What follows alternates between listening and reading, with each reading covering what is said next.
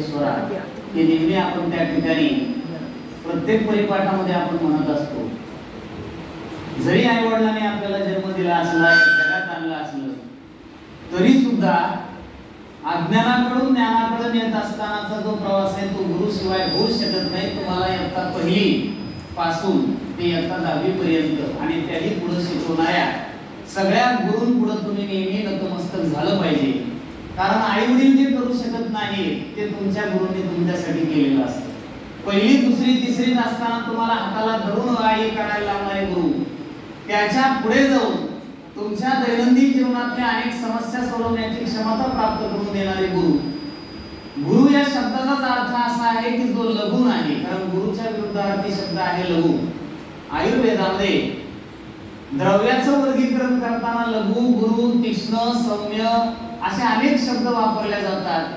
जो कधीच लघु नसतो, देताना कधीच तो कमी देत नाही, छोटं देत नाही, अवाढव्य असं ज्ञान देण्याचा प्रयत्न करतो. आणि पीएमसी जिल्हा परिषद माध्यमिक शाळा कोकर मोहा येथील सर्व शिक्षक वृंद तुमच्यासाठी तेवढ्याच तन्मयतेनं जीव ओतून काम करतायत की तुम्ही घडावं, तुम्ही मोठं व्हावं, गावाचं नाव, कुटुंबाचं नाव, एव्हा शाळेचं नाव तुमच्या हाताने मोठं व्हावं.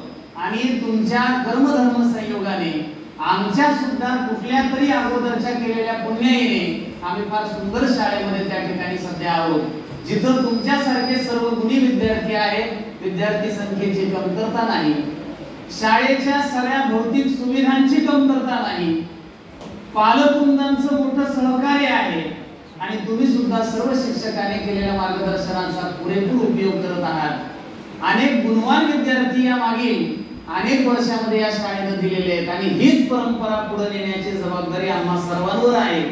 आजच्या गुरुपौर्णिमेच्या, व्यास पौर्णिमेच्या निमित्ताने या सगळ्या शिक्षकांच्या वतीने मी आपल्या सर्वांना एकच सांगू इच्छितो की तुम्ही या सगळ्या गुरूंचं महत्त्व लक्षात घेऊन चांगल्या गुणांचा अंगीकार करा.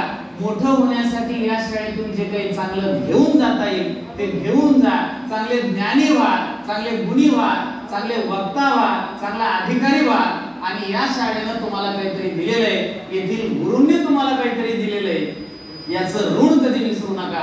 कारण आपल्या भारतीय संस्कृतीमध्ये जे अनेक महान गुरु होऊन गेले त्यामध्ये कृष्णांचे गुरु सांदीपाणी होते. विचार करा, कृष्ण सुद्धा महागुरु आहे. कौरव काही कमी नव्हते. कौरवांची क्षमता पांडवांपेक्षा प्रचंड मोठी होती. त्यांच्याकडे त्या ठिकाणी अफाट अशी शक्ती होती. खरं तर महाभारतामध्ये कोण जिंकायला पाहिजे होतं माहितीये?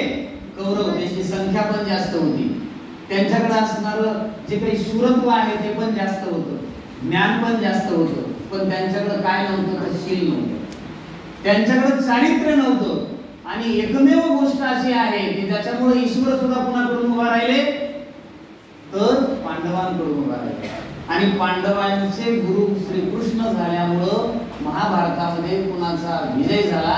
एवढ्या मोठ्या कौरवांना त्या ठिकाणी नतमस्तक व्हावं लागलं. लक्षात घ्या, फक्त श्रीकृष्णामुळं. आणि आयुष्यात एक चांगला गुरु जर मिळाला तर तुमच्या आयुष्याला दिशा मिळते. सध्याच्या या युगामध्ये तसं पाहता अनेक गुरु तुमच्या पुढे आहेत. कारण व्यास पौर्णिमा, गुरुपौर्णिमेच्या निमित्ताने गुरुपौर्णिमा हा शब्द ऐकला की आपल्या समोर जुन्या काळातले एक चित्र उभा राहतं. एका झाडाखाली, एका वटवृक्षाखाली एक ज्ञानी, गुणी आणि वयोवृद्ध, ज्ञानवृद्ध असे गुरु बसलेले आहेत आणि त्यांच्या समोर अनेक शिष्य बसलेले आहेत. गुरु त्यांचं त्या ठिकाणी ज्ञान देण्याचं कार्य करतायत आणि आतुरतेनं शिष्य सुद्धा ते ज्ञान घेण्याचं काम करतायत. असं एक दृश्य आपल्या पुढे आज गुरुपौर्णिमेच्या निमित्ताने सहजच उभा राहू शकतं. आजची परिभाषा बदललेली आहे. कणाकणामध्ये गुरु आहे. जर आयसीटीचं युग बघितलं, तंत्रज्ञानाचं 21व्या शतकातलं युग बघितलं तर आपल्या पुढे ज्ञानाचं भांडार उभा करणारे अनेक नवनवीन तंत्रज्ञान सुद्धा आता गुरु होत आहे.